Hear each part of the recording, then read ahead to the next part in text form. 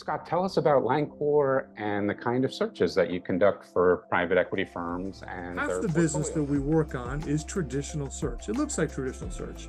We do 120 C-suite executive searches for private equity firms. People know what that is because it serves a need, right? We need a CEO or CFO when you put them into the role.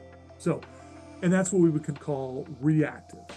The other part of the business that's much more innovative is more proactive. And that stemmed from my career or misspent youth as an investment banker for a long time, realizing that two companies, same industry, same size, why is one a five bagger and one a zero? And if you do the math and the regression on that, it's almost always about the operations and executives' ability to pivot and transition during an ownership period.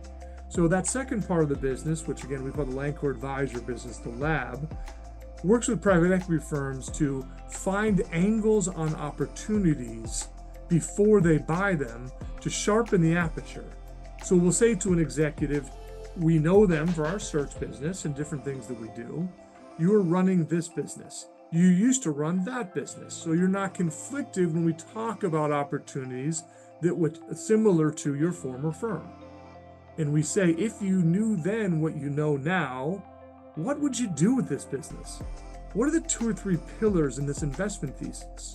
And that's what the lab does, is we work with PE firms where we bring them ideas and executives with deal angles, and we're leveraging that executive's ability from historic muscle memory and scar tissue to understand what to do with a business. So, Scott, tell us about a recent example of how you actually helped a private equity firm find a deal. So a quick example is, a private equity firm calls up and says, hey, we're thinking about buying this fire and life safety business, Scott. Should we? And we say, maybe. So we introduce him to 3 or 4 people that grew up in that sub sector of business services, understand private equity, and the advice that the PE firm got in this particular case, as it often is in M&A, no, the juice is not worth the squeeze. Tell us about the role that technology plays in your operations there. For us, we use lots of third-party resources, companies like SPS, where you're saying, all right, well, if we're going to buy this business and have this platform, how do we think about the add-ons and the tuck-ins?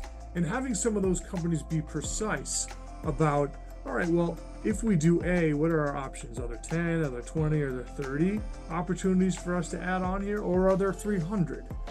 One's not necessarily better than other, it depends, but obviously the bigger the N or the opportunity set for you to deploy capital, the more likely it is you're going to be excited to do that.